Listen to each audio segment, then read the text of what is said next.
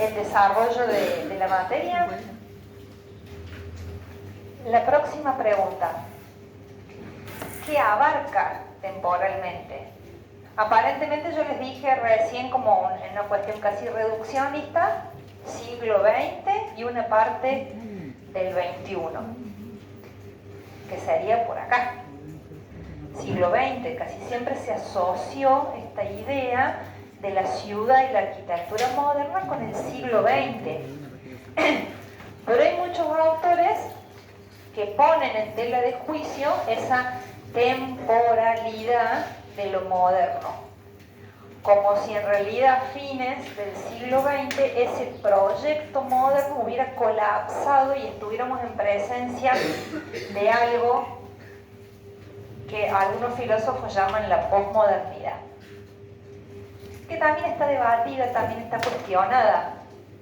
Entonces, ¿es ese siglo XX el tiempo o es desde fines del siglo XVIII hasta la actualidad? Vamos a ir desarmándolo, ¿no? No es que son preguntas. Un tiempo extremadamente complejo el que nos toca, porque de alguna manera está asignado por grandes conflictos bélicos que marcaron la historia casi de la humanidad durante este tiempo. La Primera Guerra Mundial, el crack del 29, que va a desestabilizar completamente la economía, la caída de Wall Street en el año 29, que va a desestabilizar toda la economía mundial. La Segunda Guerra Mundial, salir de la Segunda Guerra Mundial, la recomposición, si es que se puede hablar de eso, los regímenes autoritarios que se dieron a lo largo de todo ese siglo XX, la revolución tecnológica, la aceleración tecnológica en la que vivimos. Cuando empezamos el siglo XX todavía las comunicaciones eran mediante telégrafo, ni siquiera había teléfonos en todas las casas, y hoy tenemos un aparatito de esos o dos en los bolsillos cada uno de nosotros, con acceso a toda la información del mundo prácticamente. Entonces esa aceleración que no se dio en los 19 siglos anteriores, de alguna manera que todo fue mucho más lento, y además de aceleración tecnológica también la vamos a ver impactada en la arquitectura y en cómo circulan las ideas en ese tiempo.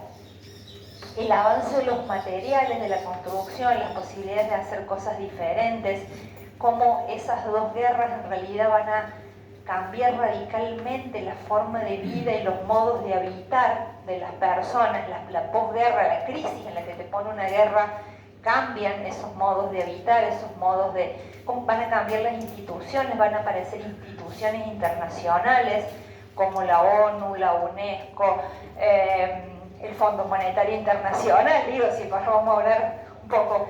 Van a aparecer temas actuales, van a aparecer un montón de veces temas actuales, o vamos a ver la génesis de temas actuales o de problemas que tenemos entre las manos hoy. Entonces, es un siglo y un poco más, un siglo y medio absolutamente convulsionado, de gran aceleración, en la que siempre yo siento que es con la que venimos con más falencias del secundario. La que menos historia sabemos es esta última, como que nos dan mucha historia antigua y de lo que nos toca vivir es de lo que menos sabemos. Entonces, bueno, iremos como construyendo también un poco ese proceso. Por acá hay una foto de la caída del muro de Berlín, cosa que ustedes ni siquiera vivieron. Creo que yo sí. La caída del... ¿Está buena? Bueno, yo lo vi en la tele, así en vivo e indirecto. Así que como que no me hace falta la peli, pero bueno, para ustedes sí. Que fue la salida del régimen comunista de Rusia y de Alemania y demás. Entonces, bueno, hay un poquito de fotos de la llegada del hombre a la luna, ir al espacio, el sueño de vivir en una modernidad que después no sucedió. Digamos, hay una cantidad de cosas que incluso forman algo que se van a tener que ir acostumbrando también como idea, como palabra. el imaginario, lo que la sociedad aspira o la imagen que tiene un grupo, una sociedad y que la proyecta hacia la arquitectura. Que a lo mejor no es real, pero es lo que está en la mente de las personas. ¿Cómo vamos a dividir el contenido? El texto que van a leer la semana que viene, de alguna manera cuestiona esta periodicidad. Pero vieron que, como les estamos diciendo, aspiramos a que ustedes también se posicionen de otra manera. A veces, para poder entender algo, no nos queda otra que armarlo en paquetitos, más o menos cerrados. Estamos en la universidad, hay que armar unidades, hay que cerrarlas con parciales, hay que poner notas y demás. Entonces, si bien esta periodización, que no tiene exactamente esos mismos nombres, estos dos se le parecen un poco, pero estos ya no en el texto, nosotros tenemos la necesidad de fragmentarla a la historia para poder presentárselas. Entonces esas 4 unidades van a tener que ver con un periodo formativo, con un periodo inicial de la modernidad, que va con una especie de bisagra entre el siglo XIX y lo que tiene que ver con el siglo XX, un tiempo que está principalmente en la entreguerra, entre la Primera y la Segunda Guerra Mundial, entre los 20 y mediados de los 30 aproximadamente. Nunca vamos a poner fechas precisas, son tiempos aproximados en el que hablamos de que esas ideas, que esas ideas de la modernidad se van consolidando, se van afianzando y demás. Un tercer momento, que hay autores que lo llaman regionalismo crítico y demás, un tercer momento que nosotros vamos a llamar integración y transformación de la modernidad, que es cuando estas ideas de alguna manera toman alcance mundial y se empiezan a producir en casi a nivel de todo el planeta, incluso sin importar mucho la cultura del soporte, o la cultura del soporte es la que la va a modificar. Y un último tiempo que nosotros llamamos cambios y permanencias, y que siempre encontramos una forma diferente y divertida de hacerlo, pero que para mí se vuelve difícil desde la perspectiva de qué poner en valor, ¿sí? Porque desde acá para atrás hay mucha bibliografía en la que yo puedo estar de acuerdo o no, decirles con este libro sí de acuerdo, con aquel no, pero hablar desde los 80 para acá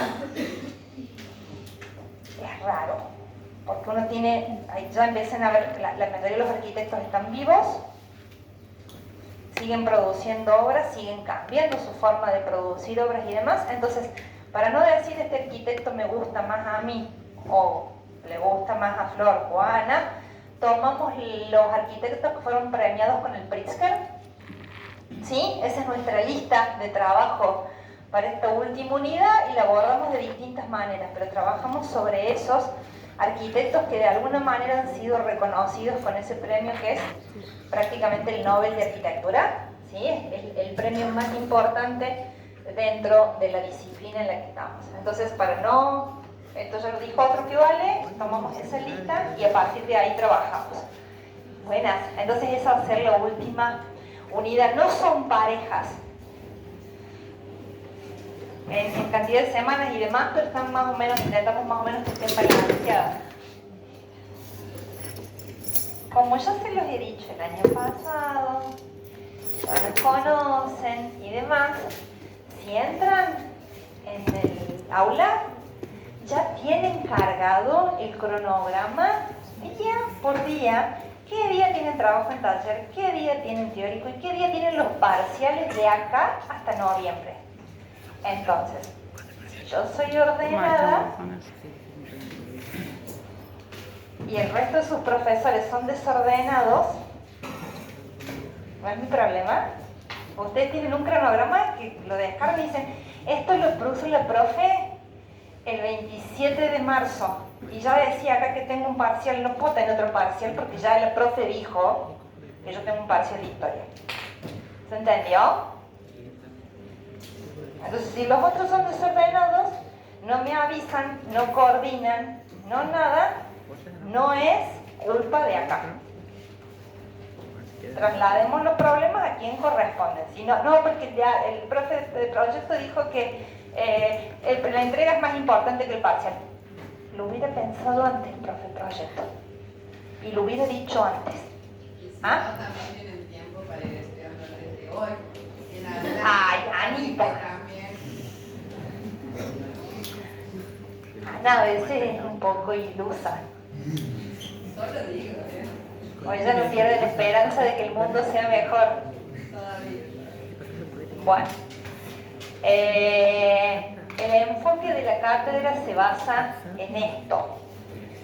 En un texto, que es el que ya lo tienen cargado, o sea que si quieren empezar a leer esta misma tarde, pueden. Un texto cuya autora es esta señora, Sarah Williams Goldhagen. Esa señora es una historiadora y crítica de la arquitectura estadounidense. Y ella de alguna manera lo que ha hecho, la Canita contenta porque es una mujer, ella un poco lo que ha hecho con un par de textos que ha escrito, y este es como un cierre de su posicionamiento en algún sentido, es poner en jaque un montón de categorías que a veces algunos autores han construido a lo largo de todo el tiempo. Entonces ella dice, a lo mejor eso estuvo bien para una época, hoy ya no podemos pensar igual. Entonces ella va a poner en duda, va a poner en jaque un montón de conceptos, va a poner en jaque esta periodización que yo les conté recién. Nos va a poner a pensar. No quiere decir que porque ella diga que los periodos están mal, nosotros tengamos que sacarlo, pero nos pone a pensar, nos pone a decir, ¿es? ¿No es? ¿Sería mejor como dice ella? Lo que yo digo, por lo menos a mí me hace pensar, lo que yo digo, tengo argumentos para sostenerlo y decir, yo me quedo con esa periodización porque me sirven para tal cosa. ¿Ven que en ningún punto yo les planteo un argumento cerrado? Les planteo argumentos abiertos y un debate permanente. Entonces el enfoque que está basado en ese texto, se llama Discurso, algo de qué hablar, así se llama el artículo. Empieza de todas formas el archivo con el nombre de ella, así que lo van a identificar rápidamente. Hay tres conceptos: la modernidad, la modernización y el modernismo. Yo tengo las definiciones, no, las vamos a decir. La modernidad, vamos a decir, ya que estamos y lo sabemos de memoria. A todo esto, este es el famoso texto del que estamos hablando. Es largo y es complejo, bastante complejo, ¿sí? Entonces, con mucho amor hay que agarrar el Sarah Williams.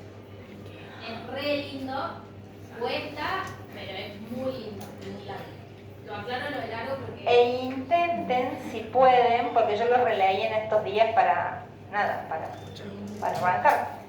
Intenten, si pueden, reservarse como un tiempo para leerlo completo. Son unas 30 páginas o 20 y pico páginas para leerlo completo, porque es muy difícil si lo cortas retomar la argumentación, ¿sí? Entonces, aunque vayan aunque hagan una primera lectura rápida y después vayan a volver sobre algunos puntos si no los entendieron y demás, intenten que la primera lectura lo lleve de principio a fin, porque si no, no se entiende a dónde va. Sí, aparte es un texto que van a ver que cita muchas obras. Hagan esta primera lectura y de última, para poder después volver y entender qué me está queriendo decir, elijan una o dos obras de esta que ya habla, como para ir viendo qué les habla, o sea, qué les va explicando con esas obras. Pero hagan como el de una, léanlo, aunque parezca un montón, y después cuando entran la segunda vez, capaz de entrar más tranquilo, Usted necesita dos lecturas, no les está diciendo cuando entren por segunda vez. Nada, es más amigable. Ella se topa de algunos otros autores que han hablado antes, y estas tres palabras en realidad ella las toma de autores anteriores. La modernidad como un proyecto cultural, básicamente eso, ¿no? La modernidad es un proyecto cultural de un grupo, de una sociedad, ¿sí? Que decide ¿qué es ser moderno para ustedes? Cuando dicen esto es moderno o esto es nuevo, ¿qué es? Novedoso. Actual. actual. ¿Qué pasa con lo viejo? En contraposición. Más oscuro, algo así. Dicen, ay, no, eso es viejo. Sí. ¿No? O sea, empieza a tener como, para la mayoría de nosotros, lo moderno tiene una connotación positiva y lo viejo no nos gusta en líneas generales, ¿no? Lo moderno, lo nuevo, lo novedoso, siempre estamos como atrás de eso. Entonces, de alguna manera la sociedad occidental es una sociedad que mira el futuro y mira la novedad permanentemente, ¿no? Somos una sociedad menos aferrada a la tradición, tal vez los orientales son más aferrados a la tradición. Los occidentales tenemos esa cultura de mirar para adelante y de estar siempre atraídos por lo nuevo. Entonces, ese proyecto cultural de ser modernos es eso que llamamos modernidad, o estar en la novedad, en la vanguardia, de ir para adelante, ¿sí? La modernización son todas parecidas, ¿eh? La modernización son una serie de procesos que se llevarán adelante para cumplir ese proyecto moderno. Lo que yo voy a ir haciendo para volverme moderno es lo que llamamos modernización. ¿Se entiende? Todas las acciones, todo lo que yo vaya haciendo para ir atrás de esa novedad es lo que vamos a ir llamando modernización. Y el modernismo ya se ata más a la arquitectura y son las respuestas generalmente estéticas que se dan para cumplir con esos dos postulados que dijimos primero, ¿sí? Entonces el modernismo es el que está más ligado a la arquitectura y ahora sí yo lo voy a explicar porque ese término modernismo tiene más de una cosita. Entonces, fíjense, vuelvo a lo mismo. Yo les dije el enfoque era poco, dije los términos en juego, qué es lo que tenemos arriba de la mesa, cuáles son las cartas con las que nos vamos a ir moviendo y vamos a ir tratando de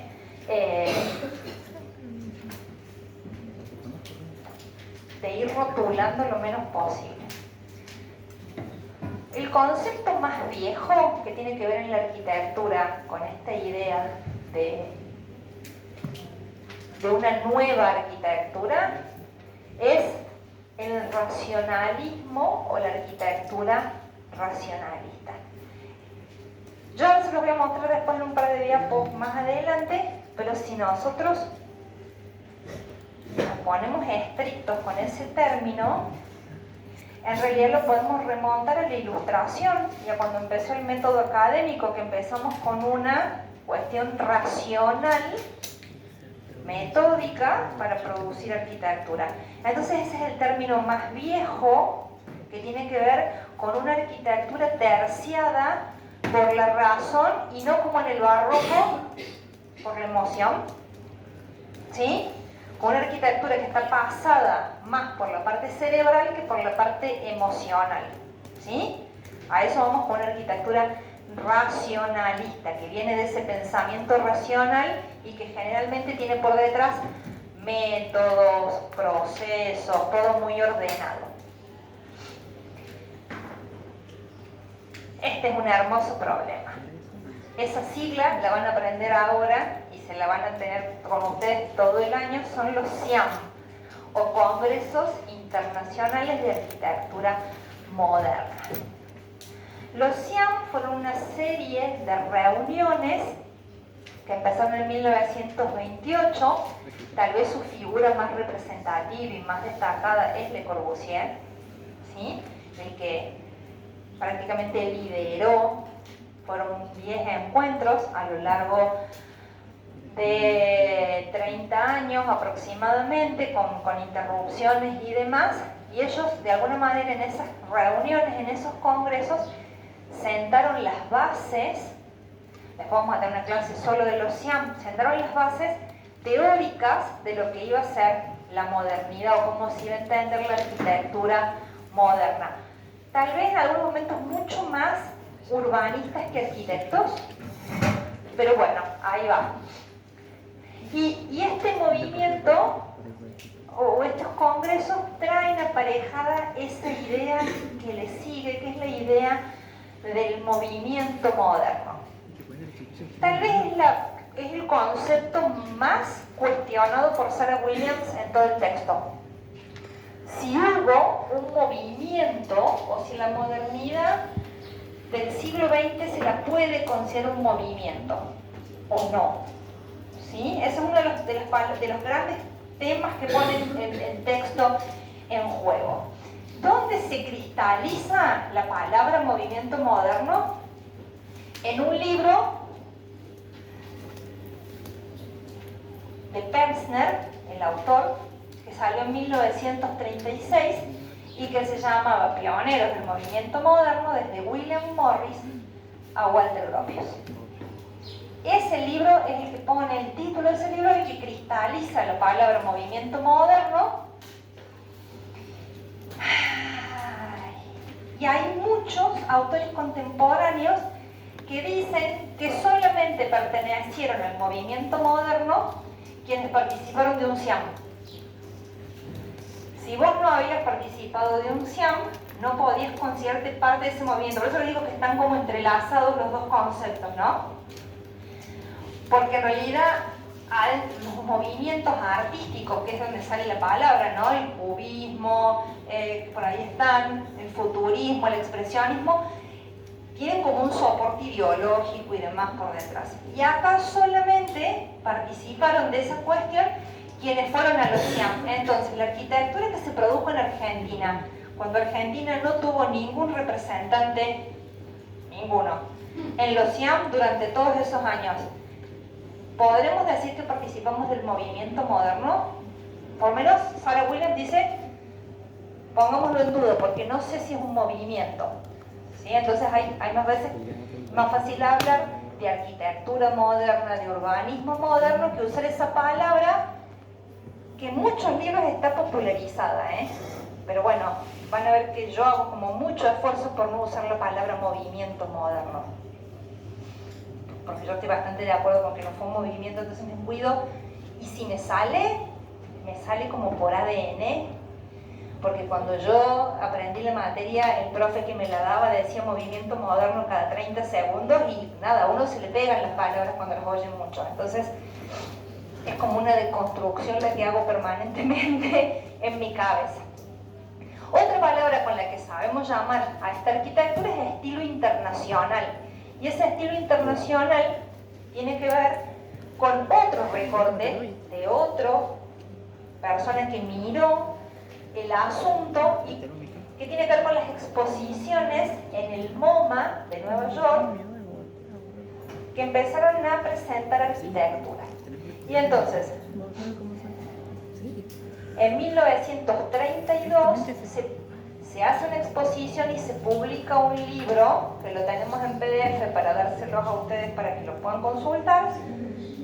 La arquitectura entre 1922 y 1932 es lo que se presenta ahí, y los mismos autores le ponen el estilo internacional.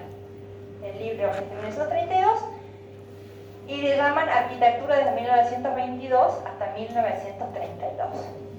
Entonces ellos son los que están buscando de alguna manera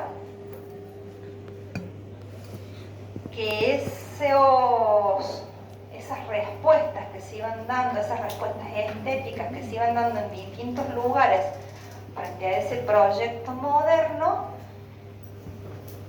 tengan un nivel de internacionalidad, que se pudiesen hacer prácticamente en cualquier sitio sin importar las condicionantes locales. Esa va a ser la mirada en ese tiempo.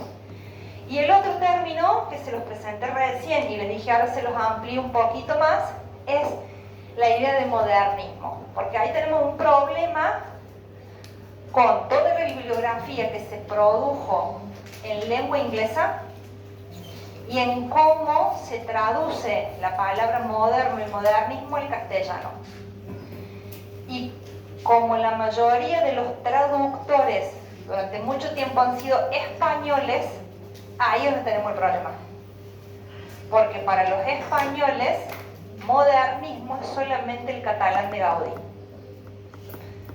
¿Sí? Entonces ellos esquivan la palabra, pero el texto original dice modernismo, en tanto dijimos respuesta estética, ¿sí? Entonces, si nos tendríamos que sacar como, nosotros llamamos los modernismos a ese paquete de movimientos que los vamos a repasar ahora, del Art Nouveau, del Jugendstil, de la Secesión, todo lo que vimos el año pasado al final, que los vamos a repasar ahora, en un ratito. Nosotros llamamos modernismo todo esto, pero en realidad la lengua inglesa se le llama modernismo a prácticamente todo el lenguaje del siglo XX también. Entonces, ven que no hay nada firme en lo que pararse. ¿Se dan cuenta que yo voy como pisando huevo por todos lados?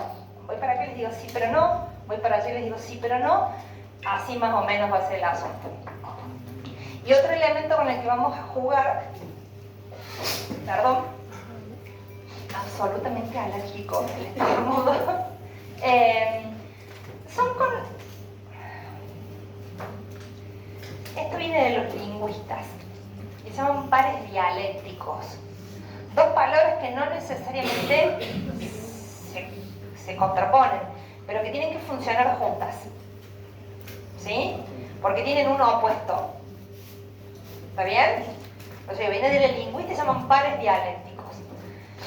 Y el primero es esto que decíamos recién de lo moderno frente, lo moderno, lo nuevo y demás, frente a lo conservador, a la tradición, a lo que no cambia o a lo que va mucho más lento, o simplemente por llamar tradicional o viejo a lo exactamente anterior, en contraposición a esto que está pasando ahora que consideramos nuevo, ¿sí? Entonces es un par que va junto, porque para poder ser moderno tiene que haber un algo que se queda quieto y que es conservador o tradicional, ¿sí? Entonces, el barroco fue nuevo respecto del manierismo, el renacimiento fue nuevo respecto del gótico, ¿sí? Ven que siempre hay algo que va quedando atrás, que es lo que queda, y muchas veces no, aparece lo nuevo y lo otro sigue por debajo, despacio, muchas veces hasta desaparecer, pero la corriente que venía no se corta abruptamente, aparece lo nuevo y esto otro se desliza hasta que termina de cambiar y demás, hasta que esto que fue nuevo también aparezca otra novedad y vuelva a girar, ¿sí? ¿Ven como siempre es un proceso, pero que necesito las dos palabras? Si no, no puedo explicar una sin la otra. Bien, estas dos se las voy a dejar solitos a ustedes dos, con ellos 62, para la semana que viene. Mira cómo le encanta la Florencia, se pone contenta.